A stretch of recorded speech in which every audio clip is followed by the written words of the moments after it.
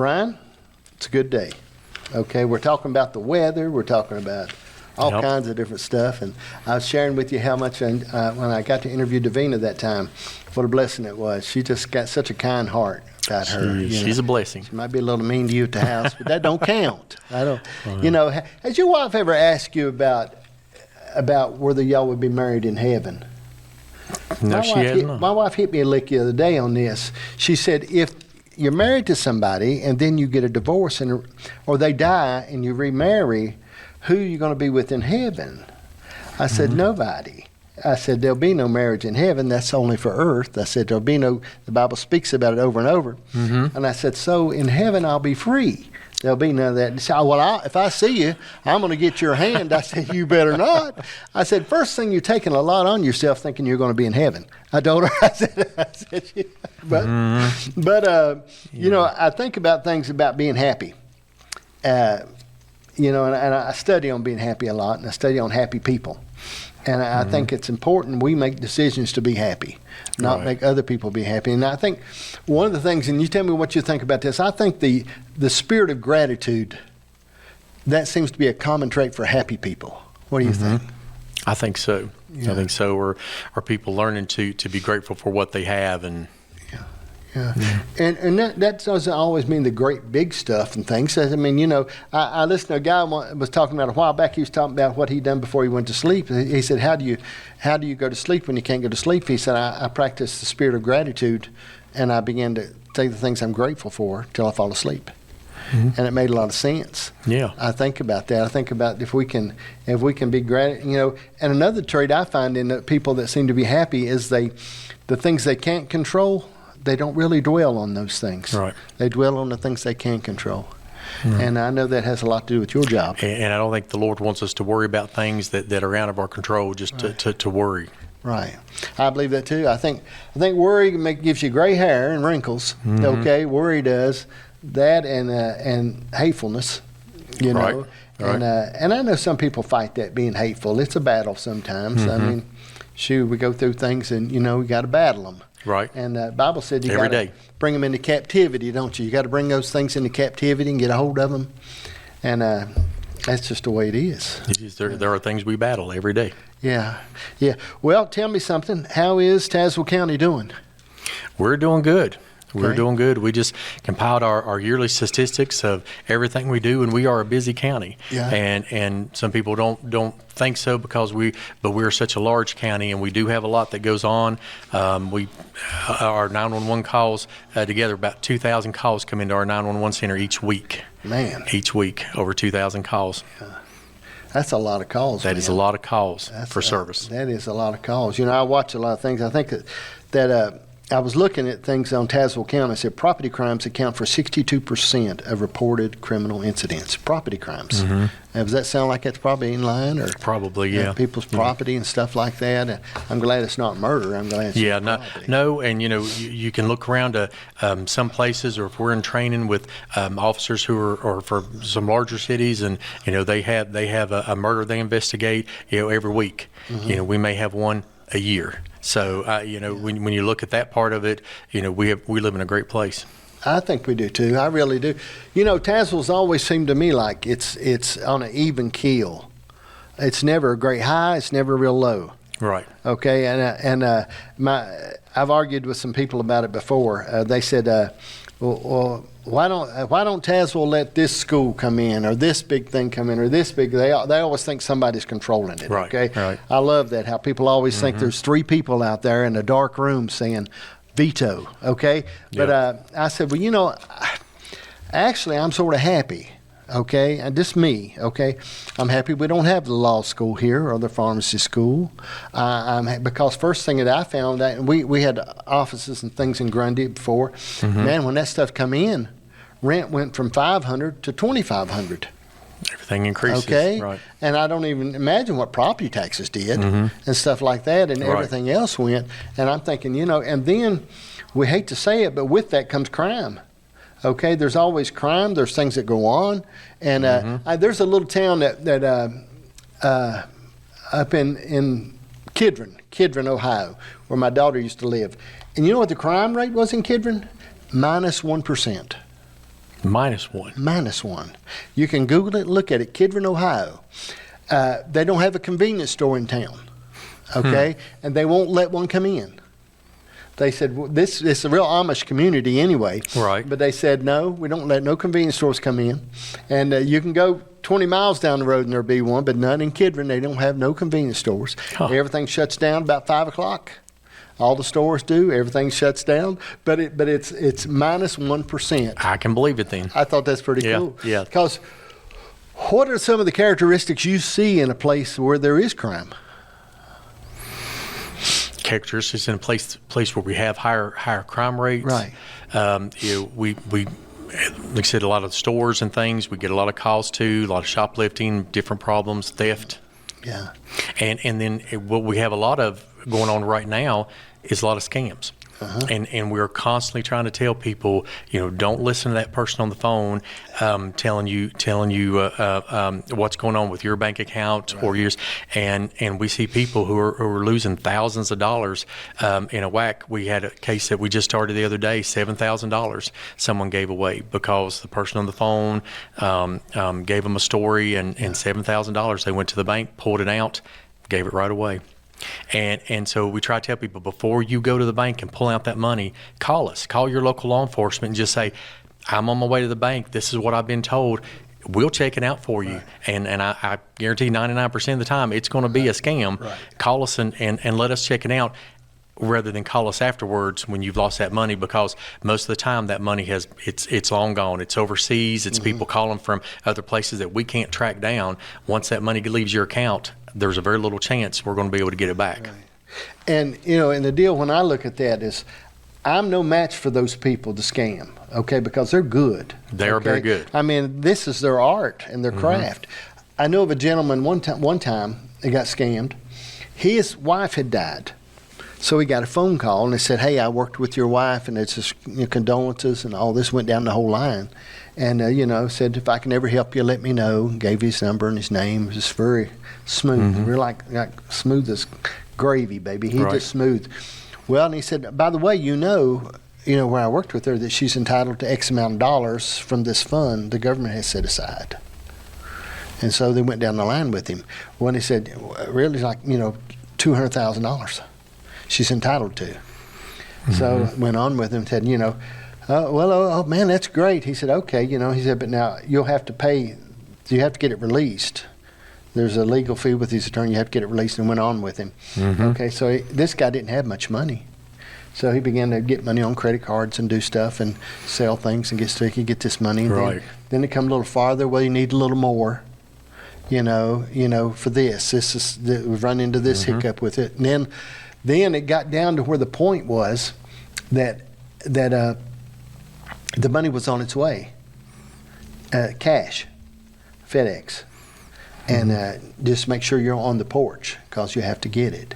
Right. Then the truck wrecked on the way, the FedEx truck. The fire department got the money, and they were holding it, but it was like $1,000 to get it released. Just on and on and on. And it just.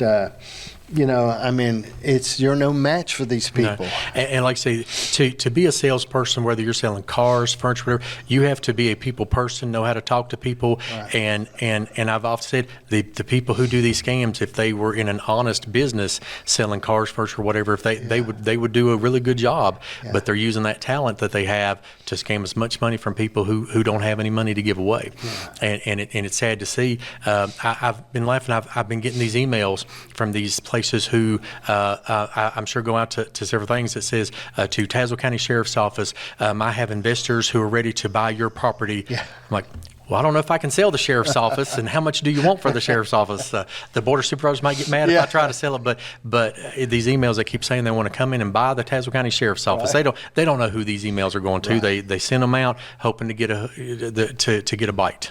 Well, tell me this, and I've had some experiences with it, but tell me about what can happen if you write somebody a check.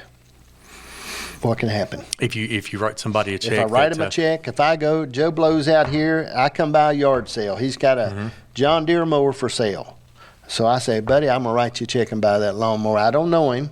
Right. I'm coming through Kingsport and I see it in the front yard and I write him a check and give this check to a stranger. What are the dangers involved? Some of the dangers, especially if you don't know that person, is that check could be altered. Some people will put numbers on top of the check, or they'll get your bank account number off the bottom of the check and try to use that to order stuff or do things. When you go online and they say put your routing number, put your checking number, once you give your check, those numbers are there for other people to see as well. Right. This is what happened to us. We had and the bank really was good to us, and they took care. But anyway, I'd wrote a check for like $800, okay, for some T-shirts and some things that we'd bought. So anyway, well, the people called me from the company and said, "When are you going to pay the bill?" I said, "We sent you a check. We never got a check." Okay, so I go back. The check comes back to the bank for $1,800. Okay, they whitewashed the check. Okay, with acetone. Right. Whitewashed it, sent it back through. Then, like that, we only had check number like 500 in this account. We didn't use the account a lot. Then the bank called me 2 or 3 days later and said, "Did you write a check for $4,000? Check number 1,592 or something?" I said, "No." "Well, we thought you didn't, so we stopped it when it come through." Right. Once they get that check, and my daughter had an issue. She wrote a check at a yard sale.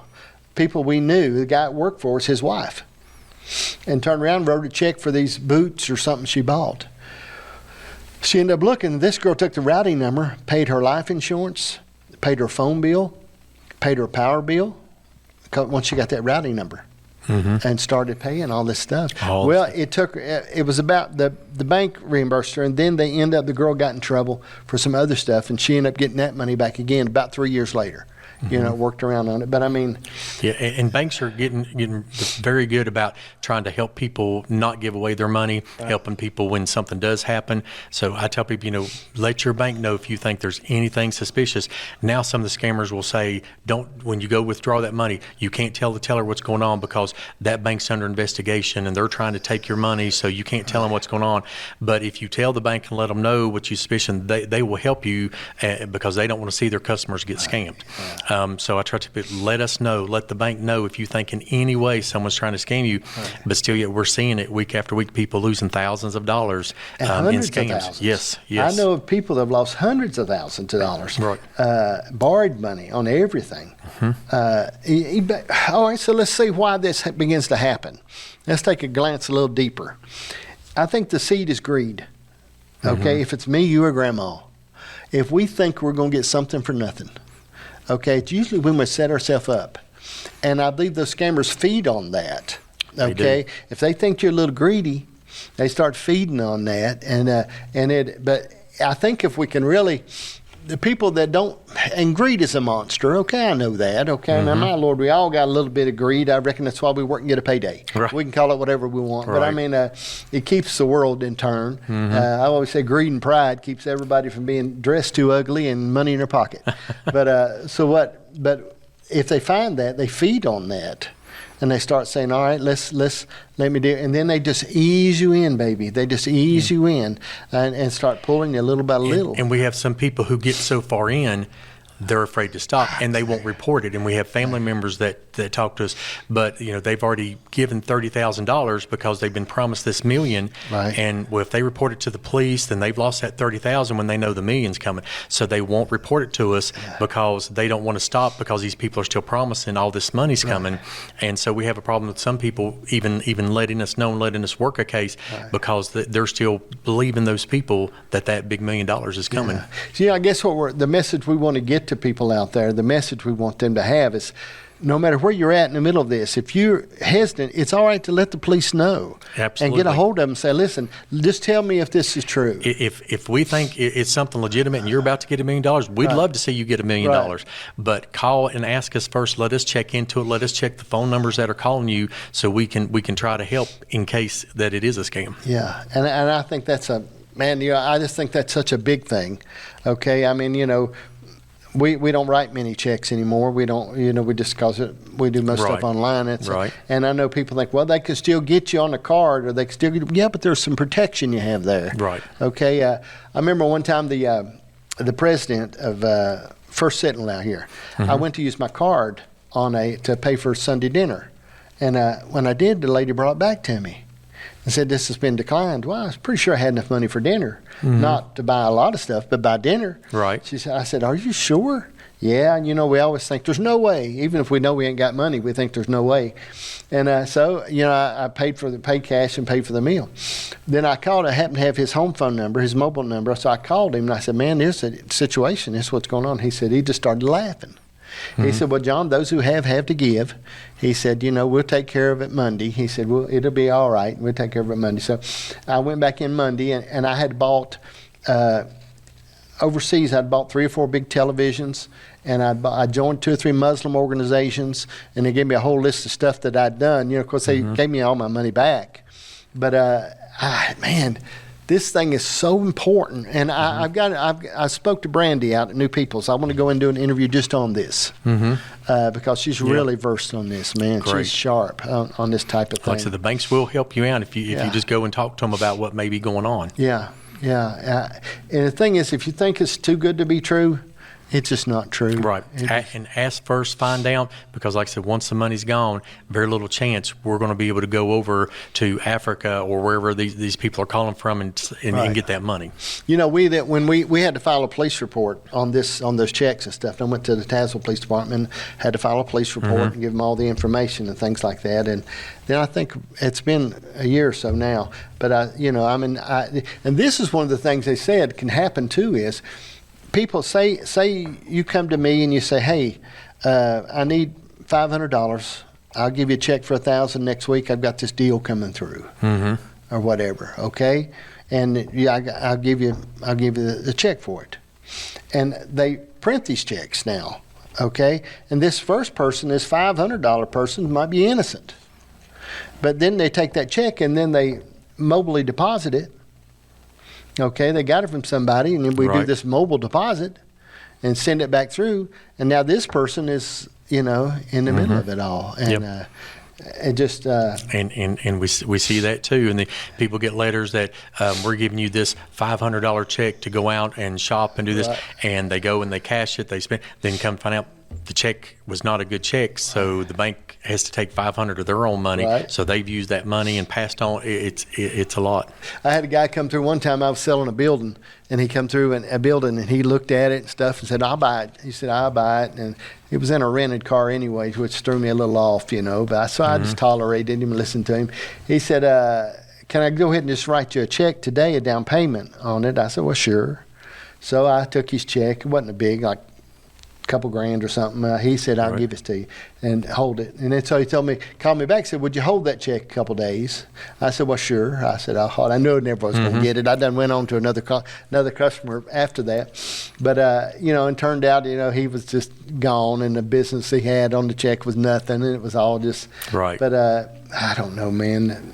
Yeah. That greed in people. It is, and it's sad to see people take advantage of other people. And I don't know what all we were going to talk about, but if I could bring up something, because you mentioned filing a police report.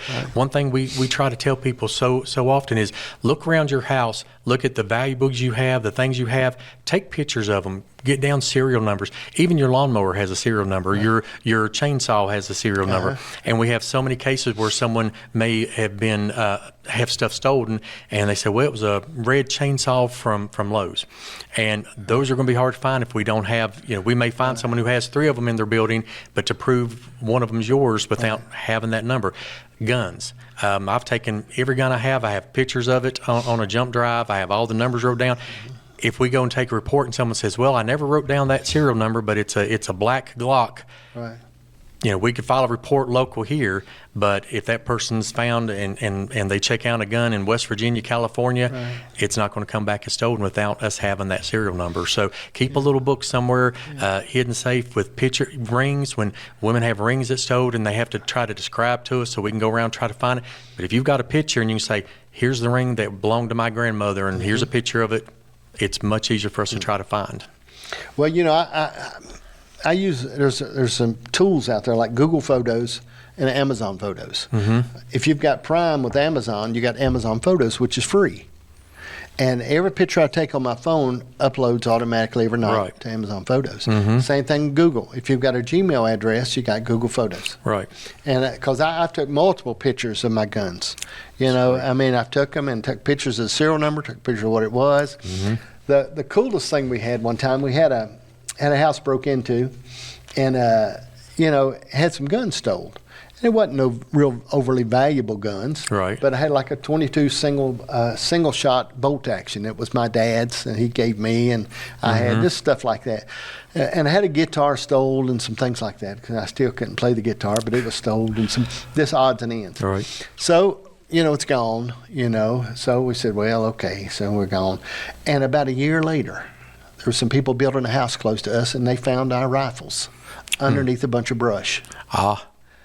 They probably knew that they'd get caught with the rifles, that they would, you know, they could trace them. And stash them somewhere close. They just stashed them and left them. Right. And took the guitar. But I did see it, I believe, on Facebook for sale. But I just let it go anyway because I've got 2 more guitars I can't play. Right. But they put those underneath a bunch of bushes because I figured they thought maybe they would get caught with them. And because it was easy to trace. Right. And in a guitar, if you have something that doesn't have a serial number, still take a picture because sometimes there's a certain scratch or the color's a little blemished here or there that seeing a picture of it and being able to find it somewhere, we can say, that is this man's guitar, this man's property right here. It just we've had a woman report a very expensive necklace and then trying to describe what it looks like, and she was trying to find pictures of maybe her going out somewhere wearing it, of her that we could try to see close. But if we had just clear pictures, just lay them out, take pictures, store them away. Hopefully nothing ever happens, but if it does, here's a picture of it. Yeah, it makes a difference, doesn't it? It makes a big difference. But, you know, that's just, you know, there's stuff you can do there. You can sort of protect yourself a little bit. Right. I tell you what's really tough on people when they have a fire, okay, and they have, because in the insurance company, Wants you know, to what all you had. They want you to itemize all this stuff. Right. You know, and we've done several times around in business and stuff, but we went through and just took pictures of everything, you know, so we could back up and give a description and say, here's what that is. But and keep in a fireproof box or somewhere safe. You know what I found in a fireproof box, and I had a bookkeeper shared this with me one time, because she was talking about, she said, if you put your stuff in a fireproof box, like in a safe, it can still burn up. She said if that safe gets hot enough, any cash or what you got can still burn up. Inside. But she recommended this, and I've done this. They sell on Amazon, they sell these big envelopes, fireproof envelopes that have zippers on them. And you can put your documents inside of it, and it won't burn up. They sell, they're very inexpensive on Amazon. Right. But you put your stuff down in it. I got all my titles and deeds, and now I put them in the safe too. But I keep them inside this fireproof bag. That is smart. And they really, you know, that's important. Right. You do that. And, you know, pictures, we back them all up everywhere like anybody's going to look at them, okay? I mean, you know, I think we take too many pictures. I think about 5 pictures a year of anybody will be enough. Enough, yes. I mean, because we don't look at those pictures.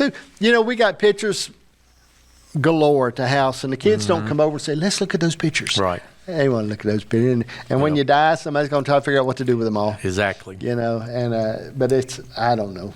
I enjoy myself, enjoy my life, and I really appreciate you and the work you do too, man. I mean, I just really do. It's always a blessing.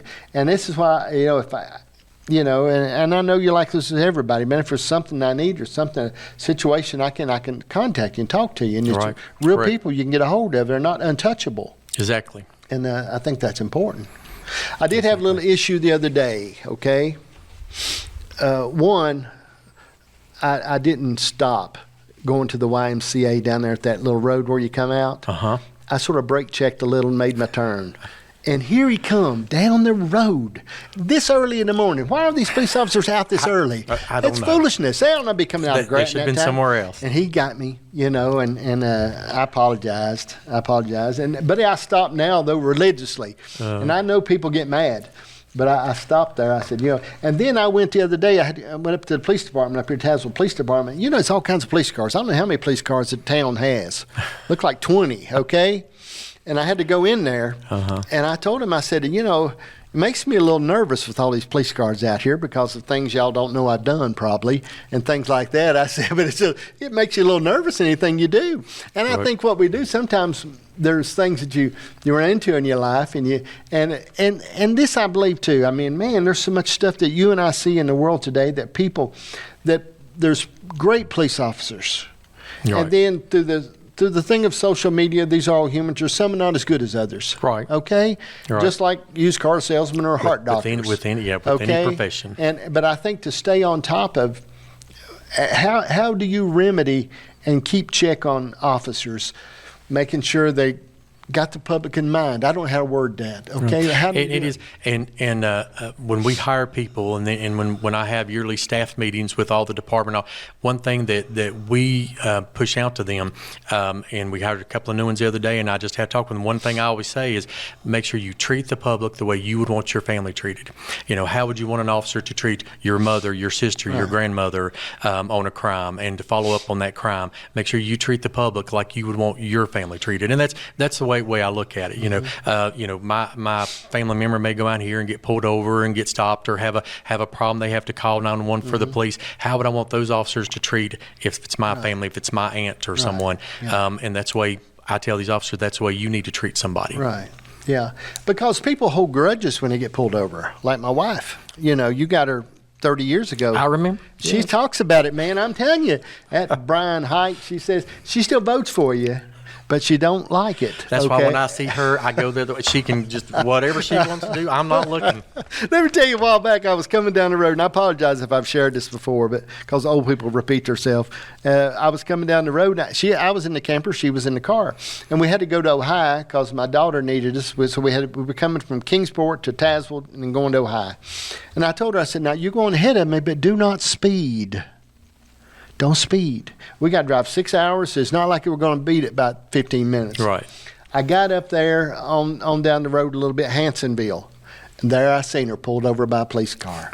I just shook my head, so I pulled in, and I knew she was in the middle of some big lie, telling this police officer, you know, and she, you know, about how she was in a hurry. Her daughter needed her. It's emergency. Had to get to Ohio. That's why like they really care. Right. All right. So anyway, he wrote her up for something, not speeding, but for not obeying a traffic sign or something. Right. Yeah, which was really a good thing for her. That's a better. Yeah. But I laughed at her. I said, I told you not to speed. Do not speed. Because, you know, I'm bad about driving in the camper. If the speed limit's 70, I drive 65 and let everybody pass me. Mm-hmm. First thing you get driving something big like that, it's got to be more dangerous at 70. And I want the camper to last. Mm-hmm. And then I can set my cruise and keep riding. Right. Okay? And now I've got buddies not like that. And I've talked to them a lot about road rage. There's people that get road rage, man, that just you ride with that scare you to death. They do. And then when an officer has to pull that person over and they're already mad. And I guess the danger, man, of being a police officer. How do you deal with that in your spirit? It is, and that's our thing, to know that anything could happen at any time. Which that's true for everybody. You don't know when you leave the house what may happen, but with police officers who are rushing to the danger, to the situation, just to keep in mind, they knew this was the job they did. They were prepared for that. And if something happens, it does. But it is a hard thing. And I know a lot of the spouses and significant others of our officers, you know, they worry each day when their husband and all is out there. Well, tell me this. Why do you guys not use drones more? Well, number one, they are expensive. Okay. We are working on a grant for one right now because they are useful in things. There's a lot of things that you can and can't do with them, but we do use them. The town of Bluefield Police Department has one we've called on. We have a really good relationship with all of our law enforcement right here. Mm-hmm. And so if this agency has something that we need, if we have something they need, so we've had a few cases where we've called upon the Bluefield Police Department, and they have their people who are trained with drones to bring the drone down and use it. So we do use it. And we're trying to get one of our own as well. Right. It seems like that would bring so much more safety Okay? It does, and I think the last time we used it was a man that was barricaded himself in the house so that we could take the drone and look all around the area to see what exits, entrances there was in the house and everything. And that's just a safety issue for us. When we've had someone that's lost or missing, that's a big thing to be able to use there. We just signed on with and received a grant from the U.S. Department of Forestry to go out and watch some of the U.S. forest out here, and part of that is they will buy certain equipment out of that grant, so it's not coming out of our local tax money or anything. And one of the things that we're going to be able to get with that is a drone, and that will help us go out when we're checking this property and things. And the grant will pay for officers on their days off to go out into the national forest and look at things and see if there's anybody out there doing anything they're not supposed to do or any vandalism going on. Yeah. I've often thought about when these police chases, because I watch all the cop shows, man. I watch I have to watch them. I have to stay up so late because Janice won't let me watch them. Okay, so I talk her into going to bed at 10 so I can watch the Border Patrol, because I've been trying to study them on getting in drugs across the border, and I just can't see a good way to do it.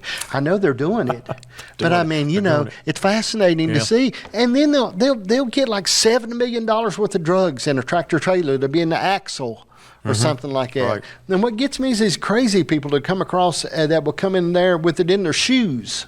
And they don't think that their shoe be that much higher with $1 million worth of cocaine. Right. And I'm thinking, I watch that, and I watch Lockup, and I watch Jail. I watch that. I'm study all that stuff on that, watch all that stuff. I've got most of them people I'm on a personal relationship. I've seen them be arrested so many times. I'm thinking, my Lord. But I mean, when and is there a division between the sheriff's department and people that work in the jail? Is that two different things? Two different agencies, right? Okay. Which we work together, but our jail now is run through the Southwest Virginia Regional Jail Authority, and they have 4 facilities that cover all of Southwest. And so even though it's located right beside our courthouse, I'm not directly over it. It is a separate agency, but we help each other. And there's times we'll go over there and take our drug dogs and just randomly go through some of the cells. They'll say, "Hey, come in tonight and just hit an area and just see if we find anything." So we work real well together. That's I wondered about that. How that worked. I knew that was like you could sign up. I mean, you could apply to be a jailer. Is it called a jailer? Yeah, jailer. Okay, and not be a sheriff or a police officer. Right. It's two different things. Correct. And I had a family member that worked one time in the jail, and he said the battle with him was the different spirits that he had to deal with all the time, and the people. He said, and the filth. He said, listening to people and those because you do have people that are not the best of the best. Okay, absolutely. That make it sound better. And you've got some people in there who made a mistake. Normally they were not a bad person. They're trying to go through their court process and things, but you have this one that's been in there 50 times, will as soon as hit you as anything else. You've got, this group of people who maybe have a mental illness and a mental problem, and then you have to work on that to see if they need some type of care that way. So there's just such a variety of the people that you have in there. And I think our count for the inmates we have for Tazewell County to about 230, something like that. Yeah. Man, that's a lot. And you don't think that's a lot to feed?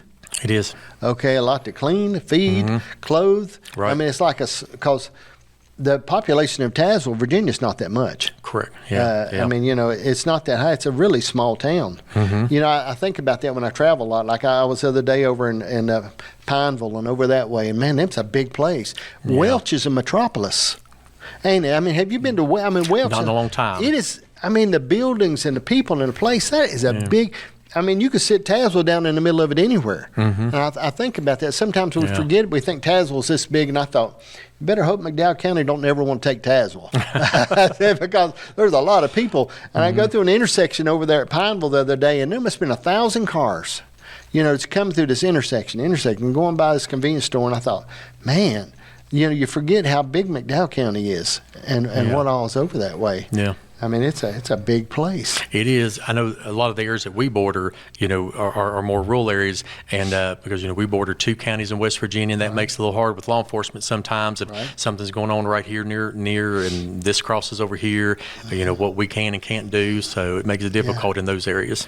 Yeah, it looked like it would be, Mm-hmm. because you got a lot of things going on over in there, and you have stuff going on in different places. But I guess, let's We have some streets that are, half in this county and half in our county in different places. How's that work over at Bishop?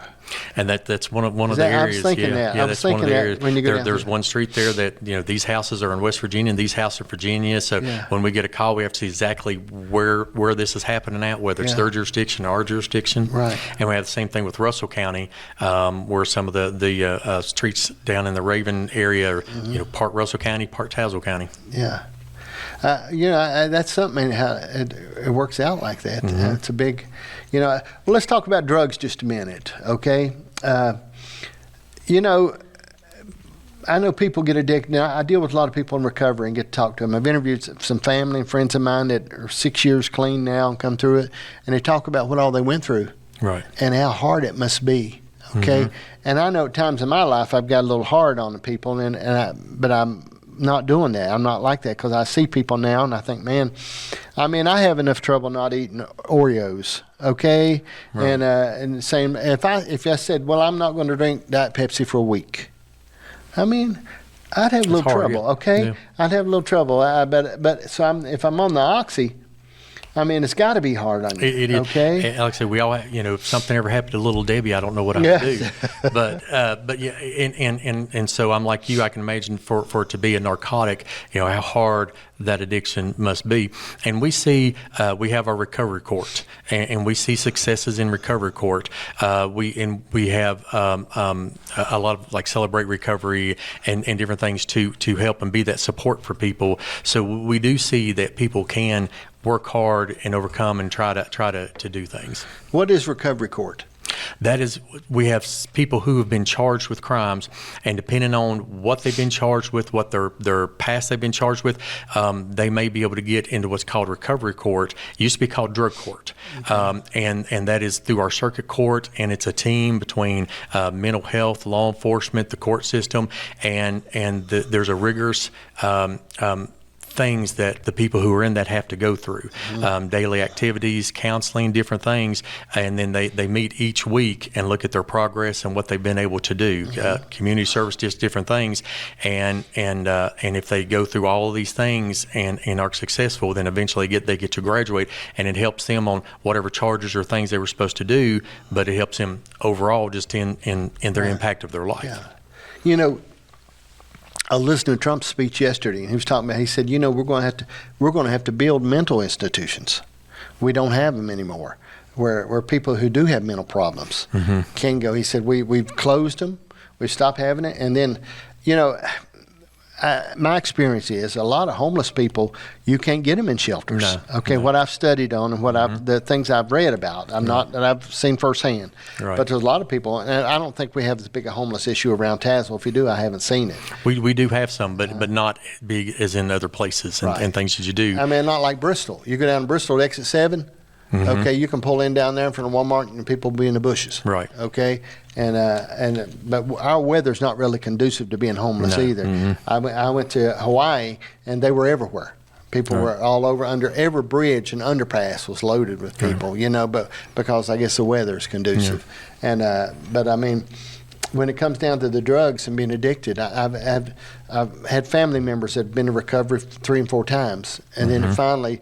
But I believe the power of Christ is what brought them out. Right. And everyone I've interviewed, it wasn't just because they finally just made up their mind.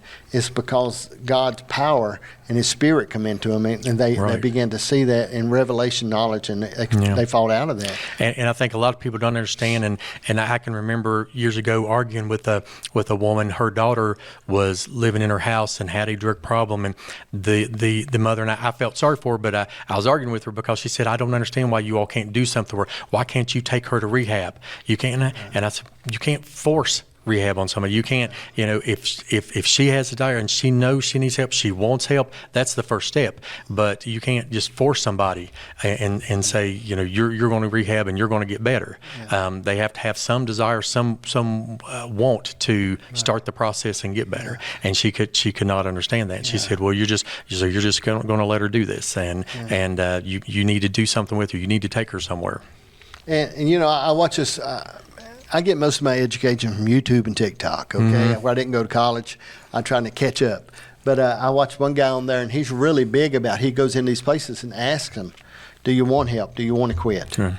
If you do, by 6 o'clock tonight, I'll have you on an airplane going to here and get you in a treatment center. Right. And he really works with people and picks them up and goes and does that. And I thought, man, that's so great. But he does that himself. Right. He just, but you know, in that pickup truck, and he'll say, here, let me give you a number, and he'll give him a phone and say, I'm going to call you back on this at 6 o'clock, and I'll pick you up. I'll have you on an airplane and take you into Nevada or wherever Right. to a recovery center if you want to do it, and people that do it. Now, I watched another guy. I really admired him.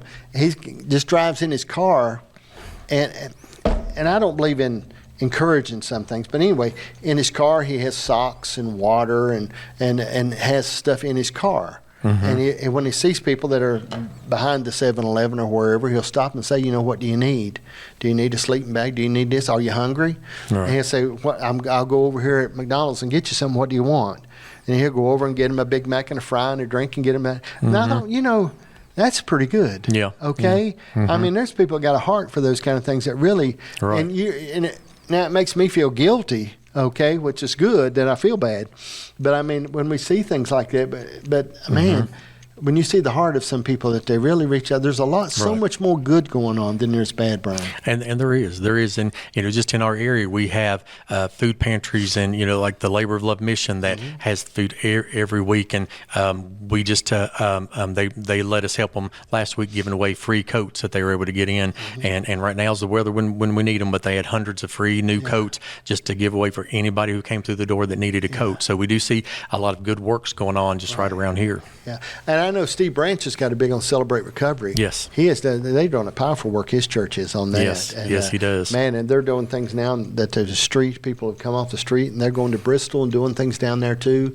And I just, man, I have so much respect for that. Right. You know, and So there is help there if somebody wants it, if somebody's wanting to reach out and try to get a start on getting help, people like Steve Branch and what they do up there. Yeah, you know, when I see people of his spirit like him, I mean, he's a good man, okay? He really is a good man, and there's a lot of people out there doing a lot of things. Barry's doing a big work. He's really great on Celebrate Recovery and helping people and reaching out to people like that. And I just believe there's so much good going on, Brian. There is. I really do in my heart. And, you know, and we have to magnify that and talk about that, okay? There's all kinds of bad stuff we could talk about, and it makes more money than the good stuff, okay? I mean, I guarantee there'll be more money made off of this storm this week than there will be any 5 sunshiny days in the summer, okay? Because it's profitable, right? Okay, which that's what makes the world go round. It all turns out that way. But I think about this helping people and how they go through these battles with drugs and recovery, and how it's hard for other people to look at it and understand it. Okay, I mean, you see way more of it than I do, but still we have a battle trying to look at them, knowing how they really feel in their heart. Right, and it's sad when we, like I said, we see a whole lot, and to see the families who are having to go through this, it's hard. It's just one of the things that we see, and having to arrest and charge people because we have to do our job, and you know, when we catch them, we have to make charges and arrest them. But it's hard to see what the other families have to go through because of what's happened to this one. Yeah. You know, I told my wife I'm glad we stopped at 3 children because we might have got a bad one if we had another one. I said 1 and 4. I'm thinking about. I said, we've been blessed. You know, you haven't. When you were talking about being grateful, I said you got grandchildren and everything, and I saw a couple of them the other night. So. Yeah, we just. I mean, we're a blessed family, and I look back from my ancestors on back. You know how blessed we are, and I believe a lot of things I believe in generational blessings and generational curses. I believe that there's down through the bloodline, and I believe there's so many great things that happened in my life because of my father and my grandfather and my great grandfather. And to get a little farther back, things are a little shady. And I had one relative that died in Moundsville. Not in Moundsville, he died in the crazy house beside of it, Westmoreland. You know, they had an insane asylum. Do you know that? Beside of Moundsville, it's called Westmoreland. It was Westmoreland Insane Asylum. And he had shot Grandma, my great grandmother, Dad and him went up there when it happened. He was sitting in the front yard. He shot her and set the house on fire. Okay. Well, they reached in with a hook and pulled her out.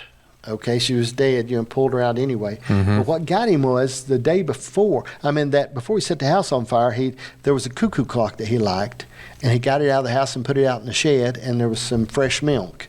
He put it out there, and then he set the house on fire. But he was in the front yard.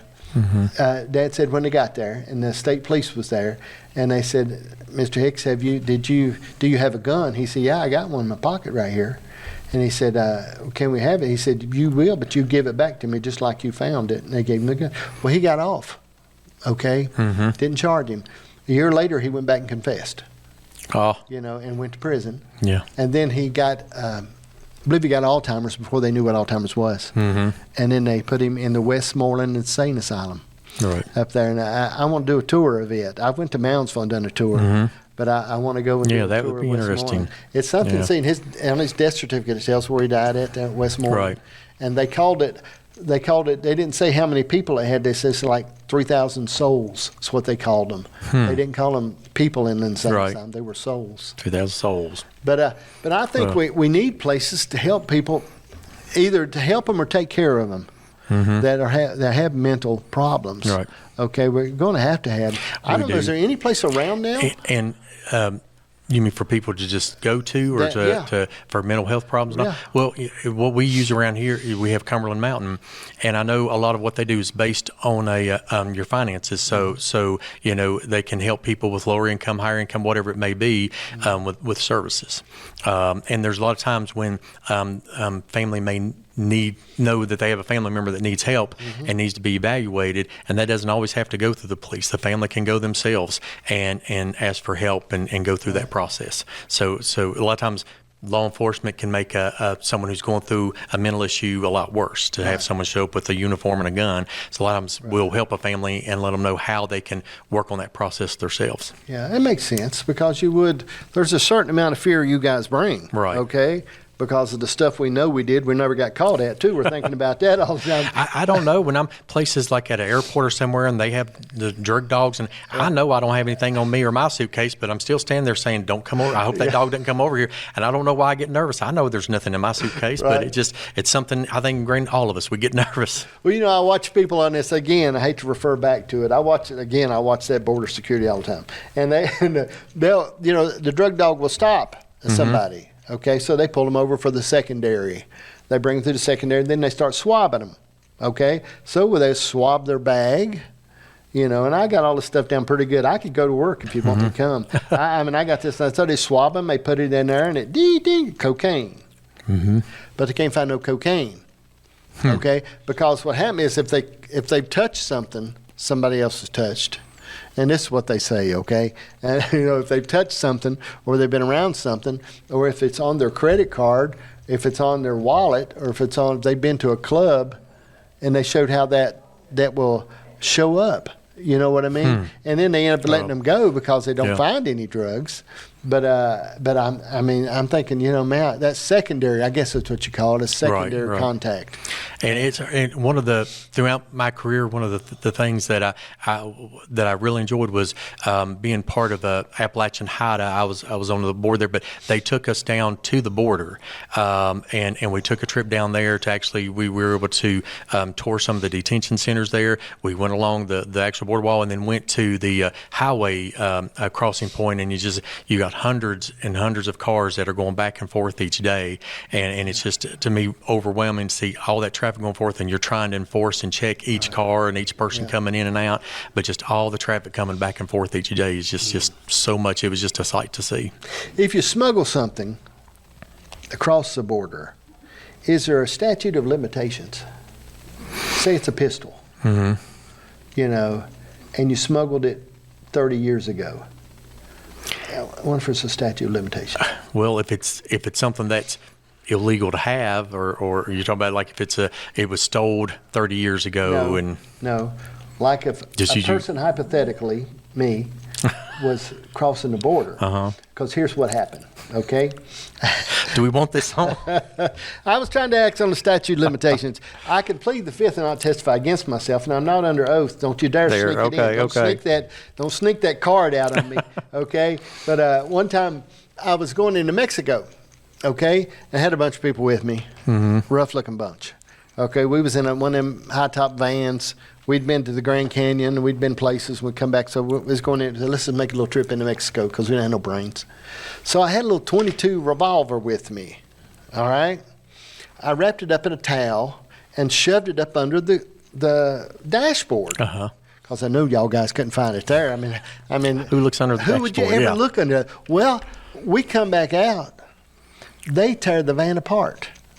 All of our backpacks, our tents, our suitcases, our everything's out on the ground. They never found the pistol. Never looked up under the dashboard. Right. We come on out of there with that thing. Crazy. I mean, it just, stuff like that you don't think about. Yeah. And one time they got me. I was down in Brownsville, and I was going into Mexico. I was going into Mexico every day, and I was hauling food in. Into a cardboard camp there. I was hauling beans and rice. And I was in an old van, because I know people don't check vans. And I got a red bandana around my head, shag carpet on the ceiling. It's an old van. And I got a false floor in it. Because y'all can't check. Why'd you have to have a false floor? Well, because I'm hiding. I don't know if I want I'm hiding these beans and rice because you ain't supposed to take the food across. Okay. You ain't not supposed to take it across. So I'm taking it in. I done made several trips, because if you make a bunch of trips, surely they won't think it's suspicious. So they got me coming out, and they stopped me and went through it and found everything. So I said, yeah.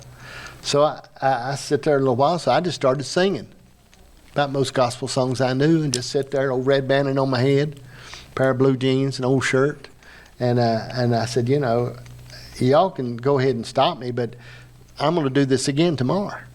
And these people need the food. Right. They kept me about an hour, and they said, just get out of here. If you come, don't come through here again. Would you not come through here again? And they let me go. Oh. But I was hauling into a camp down in Mexico, and it's just cardboard city is what they called it. I was taking beans and rice in there. Oh. I just need to know, now you're the pickup truck out here, right? that was when I saw in the parking lot pulling up. Because now we do car chases here too. Don't you put no dog on my car either. We getting car chases here. And if you're ever chasing me, y'all don't have those things you shoot out the front of the car that gets my back wheel. We do not have that. We do have the spikes that the officer up the road can throw out, and you run over the spikes. We do that. The odds are not good. You need to check the odds on that spike throwing. I know. I don't believe it's real high, okay, because I watch them throw a lot of spikes. And that seems to be it's hard to hit it right at the right time, because you have to be in a safe spot that officer's not going to be hit if something happens. Yeah. There's a whole lot that goes into it. Like I say, when you see a car chase or something happen, it happens quick, and you can sit back and judge and say, oh, well, they should have done this or that. But when it's going on, you have to make split-second decisions and see if there's even anybody up ahead that has the spike strips. And what I did like is I seen him on, and again, I apologize, but I'm pretty good at this stuff. If it wasn't for the hard work and the life being at stake, I could be a police officer, okay? And having to be places on time. That would just mess my whole schedule up. You said, John, you have to be at work at a certain time. But, they shoot that magnet thing out. I've seen that, on the back of the car and track that car down. See, because it's dangerous, those car chases. I'm talking. And people don't. Anytime we're in one, it's not just you chase and go. There are steps, and the officer calls into their supervisor every step of it to see. We have to look at how much traffic's out there, how many people's out there, and the supervisor will make a decision. Just stop. It's not worth. Whatever you chase for, it's not going to be worth if it's too dangerous. And so they have to call in and say, well, here's the speeds we're going, here's what the traffic looks like, here's what's going on, and a lot of times the decision is it's not worth the danger, just go ahead and back up. And we hate to let someone get away, but sometimes they do get away. But buddy, when you get that tag number and you get that car, a little bit of investigating, I guess, exactly. They're going to find you, exactly. Okay? Because these criminals have a bad taillight. All right. Will not use their signal light when they're supposed to. Right. If I was hauling a load of cocaine, I would first thing drive the speed limit. not below it. But I've done, and I study on this too. Okay, I would drive the speed limit. I would make sure all my signal lights work, and my tags were good. My sticker was good. But I mean, I'm seeing them coming down the road, and I'm thinking, what are you doing? Right. Don't you know? No, but haven't you watched TV enough to know? Yeah. How to do those things. Yeah. And I know a lot of people worry, but we give a lot of warnings because we understand sometimes you can forget to renew your tags or something, and or someone's swerving and we check it out and everything seems to be fine. It was another problem. So we give a lot of warnings, and we just put our statistics down of how many traffic stops we made throughout the year of 2025, and then how many tickets, which was a number much lower than the number of stops. And we had some people commenting and saying, well, of course, look at that. You let all those people go after breaking the law. And I thought, well, if we'd have wrote the exact same number of ticket, the comment would have been, well, you're just out to write tickets. Right. You just but we do give a lot of warnings. Yeah. Every situation is a little different. Well, I appreciate him warning me. I'm telling you what, because I haven't got a ticket in years. You know who gave me my last ticket? I hope it wasn't me. No, Janice is still on. I know. That's why she's not here today. She said, I am not coming if Brian Hieatt's going to be there. Janice. She likes Davina, but she just somehow you bird her. But I was in Ohio. It was like a 25 mile speed limit in this little town I come into. Kidron, where the stuff's minus 1%. Kidron, I come in there, and I was doing probably 30, 35. State police officer pulls me over, okay? A little one-horse town pulls me over. His name is Dash, Officer Dash. Okay, no sense of humor, nothing about him. Okay, and I said, we could be kin. He said, don't think so. Okay, and I thought, you dirty rascal, you. And he gave me a ticket. And that's been a while back. For 30 and a 25 or something. Right. Gave me that, but I'm just real big on taking my time, and because I think and. Now, like I said, this road rage is really real with people.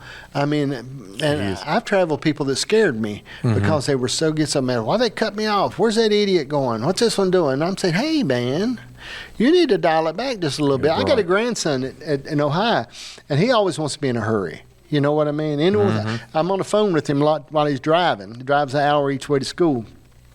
And he'll just be fussing at everybody and fussing at them. And I said, man, you're going to be old before your time. You need to lighten up a little bit. You can't control that person. Right. And they're not killing you. I think a lot of times it's the power of the car. You're in that car and you got that, and you're not going to let this person outdo you. And yeah. I know one time I stopped. I was in the middle of traffic somewhere, okay, And I'm 66. So with that goes this small kidney thing. Okay, but I'm driving my camper, so I hold my bathroom with me. Okay, and we was in traffic, just like 6 lanes of traffic. I was going through somewhere. Anyway, I told Janice, I said, I'm going to pull over and go to the bathroom. I've got to go because of this small 66-year-old body. So she said, you'll never be able to get out. You're crazy. I said, either you step in here and take the wheel while I go back to the bathroom. No, so I said, we're in the South. I'll be all right. I was in Florida is where I was. I pulled over there, used the restroom. I turned around, put my signal light on. People slowed down. I pulled right back out and went on. I said, it's okay. I mean, you don't get mad and get in a hurry. And you do that? Well, let's talk about this just a little bit. Let's talk about the climate of immigration in the country today and what's going on. And what's going on in Minnesota, it's real. It is. Okay? It's scary. And I know I can say things you can't say. Okay, I know that because I'm free. I can say it. Nobody got to vote for me, all right? But anyway, I mean, what are your thoughts about what's happening in Minnesota and places? Yeah, it's scary, and I think it's scary to see a time when things like that are happening and people are in the streets fighting law enforcement. And I've been asked, people ask me, well, has ICE been here? Have they been here? And we heard ICE was here last week. We heard this. Well, we work with all of our federal agencies. I said the United States Marshal Service, who helps us track down wanted people, I said they were here last week helping us track down someone who we have multiple warrants on, found him in California. The U.S. Secret Service was here, actually, the just days before that coming in, and we assisted them on a case. So I said, but nobody seemed to be concerned if it's the Secret Service or Marshals, but if it's ICE. But and there's been many times we've called on the FBI, our Bristol office of FBI, to come and help us with a case or an investigation. So we work with all those federal agencies. And so, when people have asked me, I've said, yes, we'll work with all those federal agencies. If, what's happening up there, to me, is so crazy. I'm just telling you what. I mean, it's whacked off in the head. Yeah. And it's a bunch of goofy people. I'm saying this. You're not saying this. It's a bunch of goofy, whacked off people. Usually some old white man or old white woman standing out there screaming, acting like a fool.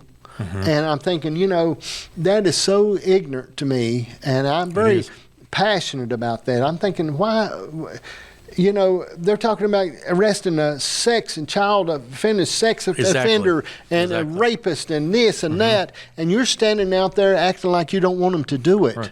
And I'm thinking, how crazy someone can who you has be? Come and committed rape, committed robbery, hurt somebody, and then people stand out and protest, leave them alone, just don't touch them. And this is the thing too. If you go into arrest. If you're here and you go and to arrest a rapist in something, and you do as an officer here in Tazewell County, and when you're in there, you also find somebody that's got a warrant for bad checks, okay, you're going to have to arrest them both, I guess. Right. Okay, so when they go in, there's going to be people that are going to get arrested that are not that because they're there and they're with that. And then, I think... I'm a Trump man, okay? I mean, that's just the way it is. Trump and Jesus, okay? I mean, he's everything perfect, and I wouldn't vote for him for pastor, all right? I just wouldn't do it. But if I wanted somebody on my side, it would be him. Exactly. And because I can do that and say that, all right? Doesn't affect my income or my outcome. But when I see things that he's done in immigration, shutting that border down, because when I travel and you see people that are suspicious, and you can pick up, I mean, you probably way better than me, you can pick up and know when something's rotten. Right. Okay, you don't have to be a fruit inspector to smell a rotten fruit. And when I see that, but when I see these protests happening, and I see that, it just, it breaks my heart. It does, and what a lot of people don't understand, he is not the only president who's ever up and said, well, we're enforcing border laws. ICE is nothing new. He didn't invent ICE. He didn't start ICE going and enforcing immigration. Other presidents have done the same thing. President Obama, and this is not anything new to work on immigration and deport immigrants. And a lot of what they're doing, even the ones who have come to our county, they're looking for the ones who have had criminal charges, who've committed criminal acts once they've been here, other than just being here illegally. But have done other things. Yeah, and I think that's real, okay? I mean, we got to have that in the country. Right. And I really thought we'd gone too far, but we haven't. I thought we'd gone too far to turn back.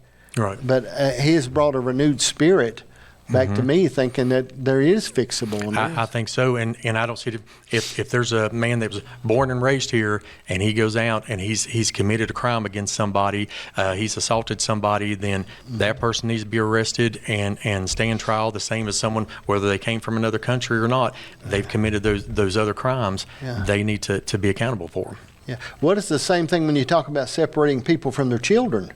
And I mean, we do that all the time for people who are born and raised here. The people we're talking about that Tazewell's holding 230 people in jail. They've been taken away from their children because of decisions that they've made that has put them in jail. Yeah. I just see that, and I'm thinking about it, man, how crazy. And there's stuff that get away with in some places they would never get away with in Tazewell. Okay, I don't believe they would. Okay, I mean, if I'm sitting at the church, if I'm at Barry's church, and I haven't cleared this with Barry, but if I'm sitting back there and about 15 people come in protesting and doing stuff, I'm not worried about my job, okay? Right. But I'm going to slap some heads, okay? I'm going to roll somebody back out the door, and you're not going to come in there and tear up Jack in the middle of a church service. I'll repent, and God loves me, okay? And I can say that, okay? And I can do it, but I wouldn't. There's stuff that people get away with that in the South they would never get away with that mess. Exactly. Okay, they'd never get away with it. And they just, all right, so let's deal with this. I got a thought on this idea. Are there career opportunities in law enforcement what are career opportunities right now in law enforcement in Tazewell County? And we have several. We actually, one of my deputies teaches the criminal justice program at the Tazewell County Career and Technical Center, and he teaches and talks about all the different careers. But a lot of people don't think about 911 dispatchers. Very important job. That's a career that we have. They're the first ones to hear about the emergencies, to be able to help somebody over the phone while other people are trying to get there. So we call them sometimes the true first responder, because they're the first voice that somebody's listening to. So you have 911 dispatchers. You have just in our department, we have courthouse security officers. We have our detectives. You have criminal investigators. You have canine officers, patrol officers. You have, like I said, the jail. So you have the jailers that work in your local regional jails and local jails. You have DOC. With the State Department of Corrections. You have federal prisons. So there are several things in law enforcement that someone wanting to go into that type of career can get into. Well, what if there's people out there and they're 45, 50 years old, they've been working somewhere else all their life, but now they want to do a different career, or they want to go into that. I mean, what can they do? We've seen that. I've got an officer who went through the academy when he was 56 years old, and he went through our Bristol Academy for 20 weeks of the running, jumping, all the academics and everything, and got through it just fine. And now he's out here working as a deputy sheriff. So it's not the age if you can have the desire and can do the job. Yeah. Okay. It hit his legs probably a little harder doing all that running than it would be for the person I sent through that's 20 years old, but he did it. I had a family member that went through the academy and got up to the last day when they mace you and you come out and kick a bag, broke his leg. Broke his leg, and it went all the way through everything, and he went all the way through it, went through those things. Okay, I'm going to offer my services, okay, now as a volunteer, all right? And I'm 66, and I don't want to go through all that academy stuff and stuff like that. But if you ever need somebody to shoot people with them pepper balls, to me, that would be so much fun. Okay, like them riders. Right. I watch them in Minnesota, and I think, man, if you'd let me on top of that building with one of them pepper ball guns, and I'd probably shoot him in the head, yes, okay, or the groin. I'm thinking, man. So if you ever need that, I want you to know, I'll make sure you got my number. I've got your number. Just call me and say, John, we need a sniper with the pepper balls, okay? And I'll get my own pepper ball gun. I mean, I won't be like them drones where you say they're expensive. Right. I'll be low cost. I might need somebody help me get up on the ladder to get up on top of the building. But I look at that kind of thing, and I think it's a bad part of me that wants to do that. But I haven't got over it yet. You know what I mean? There's things that my wife wants to be a SWAT, because she likes the vest and the standing with the gun. She watches SWAT all the time on TV. She says, now that's what I would like to be. She wants to be called in on the big calls. Yeah, she wants to be called in on that to where they know that they got him in the sight and they're just waiting on them to say, take him out. Right. But she's mean too. She's meaner than I am. You'll know that one day if you ever pull her over. But I know she'll be in jail. I can't make the same mistake twice. No. Women hold grudges, so don't they? Seems like me, like I know you can't say a whole lot there, but they hold it on. I shared one time before, we bought milk from a convenience store, and I brought it home, and it was bad. It was outdated. And that store has been torn down, and a new store built there, but she still will not buy milk from that location. She just holds on to it. That one? Yep. She holds right on to it. Ryan, I tell you, we've covered not as much stuff as I want to. My wife told me that I need to stay with the notes.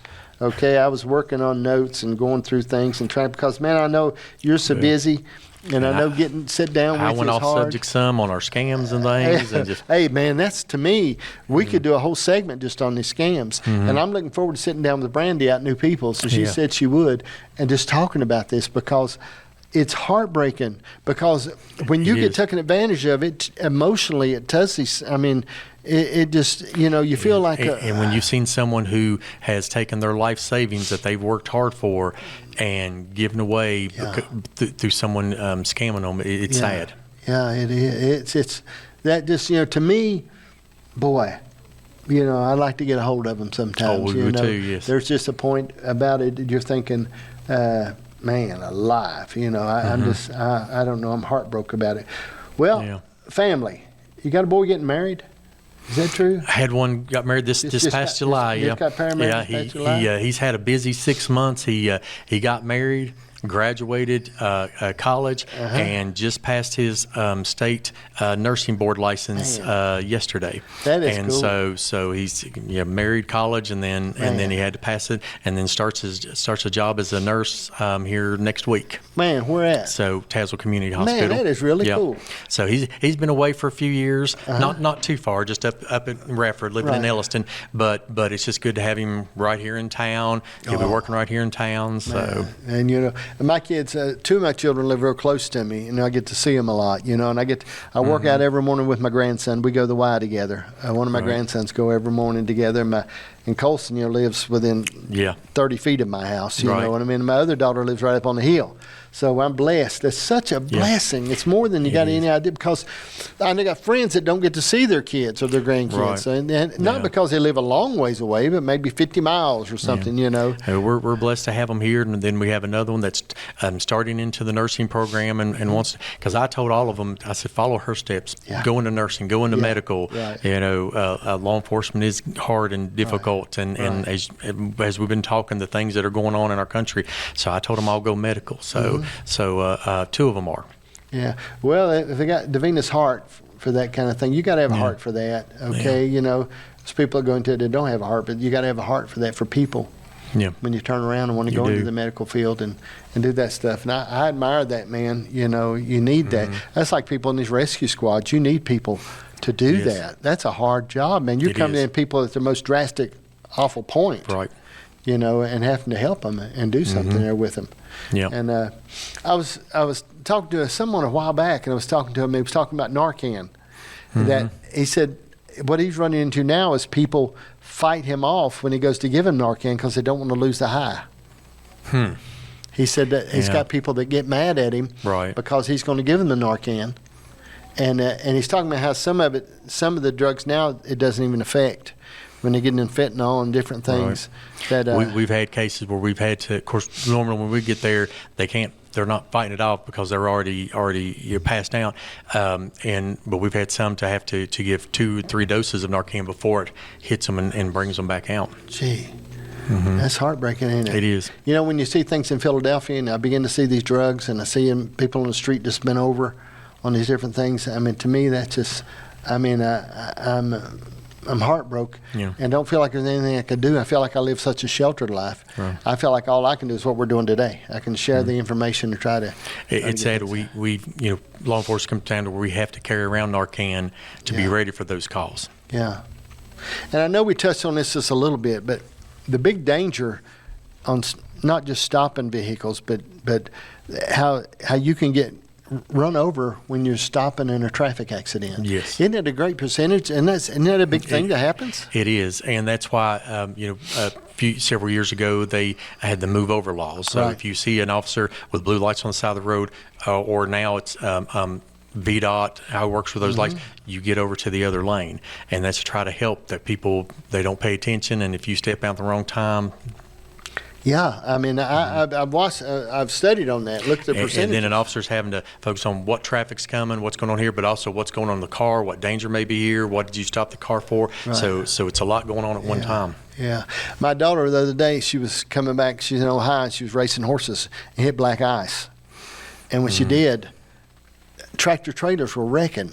And one come across the median, just on the back end of her horse trailer, through the median, wrecking. Yeah. And she said she told us last night she's probably going to have to go see a psychiatrist over it. She said, I couldn't control. She said, the black ice on the road, pulling a trailer, and there was just people wrecking all around me. She said they were just wrecking right and left. And I think, man, that black ice is worse than snow, ain't it? It is. It really is. And you have to be out in that. You don't see it, know it's there.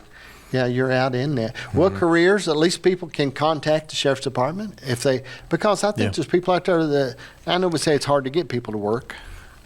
It is, and these jobs are so difficult. But people can call, and you bring up people calling, because I always tell people sometimes they worry about calling 911. Well, I didn't know if it was that type of emergency that call. call 911, call us for anything. You know, people, 1 o'clock in the morning, well, I heard these strange noises outside, but I didn't want to bother anybody. We've got officers down at 1 o'clock in the morning, the same as we do 1 o'clock in the afternoon. Right. Dispatchers that are there at 1 o'clock in the morning, same as call, you know, rather than be home or be scared or have a problem. You're not bothering anybody. That's what we're there for. So I always tell people, call 911, call and let us know. Right. You know, I think too, I think security cameras, it used to be it was like a real luxury. Yeah. But now they're $22 off Temu. You can get them at Walmart, anywhere, Amazon. We've got cameras on, this thing here has 20 cameras on it, okay? I mean, everything at my house is like a prison yard, okay? And, you know, now you ought to have cameras. You do. Okay. And that has helped us so much with crimes and things going on, even something that may happen at your neighbor's house, but you've got it on your camera and it can help out your neighbor. Right. The cameras are amazing. We love people that have cameras there, so you can watch who comes in, who's broken, what kind of car was there trying to get into your house. It helps multiple crimes. Yeah, you know, I've got them, and I use like 3 different brands. Okay, so they'll, you know, different formats, they go different places, different platforms, and I mean, you know, I keep all this stuff up, and just mostly so we can be nosy on each other. You know, we see, I've got one on my porch swing, all right, so my mom sees when we're on the porch. But I mean, I think those are a big thing people should take advantage of. They should have those things. Yeah, and I know people have now, it alerts your phone if somebody walks up your porch or goes to your door, and those are great things to be able to help watch your property. Yeah, it works out good. Brian, I tell you, I want to get you back. Hey, I tell you what I do need your help on, though. I'm trying to get somebody from the Tazewell Police Department. I went and stopped out there and gave a message to the chief, but if you ever can get me somebody, I'd love to talk to somebody about Tazewell. Okay, all right. Police Department. If you could ever put a bug in somebody's ear or get me a real name. I will do that. We'll work on that for you. I've got the chief's name. I had him wrote down, but he wasn't there when I went in. Right, he's a good man. I would love to have that. He goes to Barry's church as well. Okay. Yeah. All right, I'll make sure Barry tells him he has to come. Yes, there you go. Right. There you go. But I'd like to do that because I think there's a lot of things about Tazewell people don't know. I like to show some information. You know, that's like our fair here in Tazewell is the oldest fair in the state of Virginia. The Tazewell County I knew Fair it was old, but I did not know that. It's the oldest fair in the state of Virginia. I did not know that, yeah. I'm on the board now for the county fair. Okay, all right, yeah. And but it's the oldest fair in the state of Virginia. Yeah, I will talk to you, Flamer. You know, we work really well together, but you know, their department does some things that we don't, and vice versa. So it's different aspects of law enforcement. Yeah, I think that would be good. You know, I think we live so blessed. We're blessed people, man. Yeah. Little town blessed. Guys like you out there taking care of the place and watching over us and helping us. And, I mean, man, I appreciate you. I know it's a big sacrifice, okay? Well, I mean, I don't... I'm blessed. We live in an area that supports our law enforcement, that when we have a police week that comes up and things like that, we see so much support from the community, and it's good to live, when we see what's going on in other areas, to live in an area that supports our law enforcement, and it's a blessing. Yeah.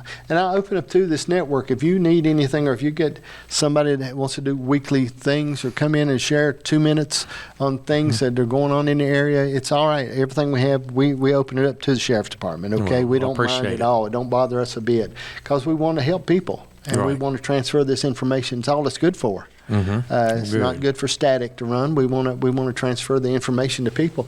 And I know there's things that you're doing different things at different weeks and different stuff happens, and to let people know. But the drones, I'm excited about you getting some drones. We are, yeah. And I think our deputy that instructs at the Career and Technical Center, I think they're doing a drone class and things. So there's some exciting things for high school students to get into that class and learn about. You can get into these things without any cost. I mean, you know, these classes you can take as I know I took the electrician's course at Southwest. Didn't cost me nothing. They gave me a bag of tools when I got done. Right. I mean, you know, there's things out there that you need to take advantage of. People should take advantage of. Yeah. But I think in the law enforcement, there's probably different facets and areas that people could go into. Right. You know, that would be interesting and feel like they're really changing and helping their community too. Yeah, and like with our 911 center, we ask if they're interested working up there, we'll let people come up there and sit for a couple of hours and hook up with one of our dispatchers to see what the job is, what all they have to do to see if they're interested in doing that. Right. You have to be a multitasker. You're looking at 5 screens and phones ringing and a lot going on at one time. I know I went one time. I'm a licensed armed security guard too. I took that class and everything because I I wanted to. Right. I went through all that stuff. Done it in Tennessee. Went through all. But anyway, one time I was in Myrtle Beach when I was living down there, and I had a friend that was worked security at the. It was a big college there anyway. And she said, would you like to work? I said, well, I guess I might. So anyway, she took me out there and they drove me around everywhere and let me sort of get the feel and look at everything. And it wasn't that bad. But then they told me how much it paid. And I said, I don't believe I want to do this job. I said because I didn't want to give up any time for it. But I thought to myself, it wasn't that interesting of a job for me. You were just walking around checking lights, right, and stuff like that, And I said, don't get to shoot nobody with pepper ball. Why do I want to be here? I do have a fixation on that, shooting people. I'm gathering. And one time I got my son-in-law. I got him pinned down in the yard. I got one of them Red Ryder BB guns. I love it. Mm-hmm. I've got pans, some big silver pans screwed on the trees over across in front of the house over there, and I shoot at them a lot of times, because I practice with that Red Ryder, right. And I'm good at it, okay? With that I can see the BB coming out of that gun. I got him pinned down one time in the yard shooting at him. He couldn't get loose from me, and I'm pretty good. I could, if you ever need somebody for that. And you're a good shot. Hey, they got BB guns that got silencers on them now. They sell them at Walmart. No. They're high-powered BB guns, and they got silencers built in them. Wouldn't that be fun? I've not seen that. I've always wanted to. When you see them protesters down there, and I'm for protesting if you act right. But I've always thought I'd like to get up on top of one of them buildings where they couldn't see me and just throw some eggs over there or something, sort of. Right. Because I'm not like you. I mean, I would like to do some stuff like that. I have battles. You said we all have things we still battle. If we have any purchase around here, I will watch for you. I know you'll be there somewhere. I'll be up in the town of Tazewell on top of the library throwing eggs. Or I'll have my silencer BB gun. Yeah, and that would be pretty cool. Or slingshot. Them slingshots nowadays are pretty powerful, ain't they? They are. They're pretty powerful. Brian, if I can ever help you, or we can ever help you, baby, any I appreciate you asking me here today. I really do, man. I appreciate you and I admire you. Confidence in you. I really have confidence in you. I appreciate that. And that really is important. And I'm going to vote for you twice anytime I need to. There you go. I'll make sure I'm in there. Brian, thank you. Well, buddy. no, thank you for having me here today. If you need me,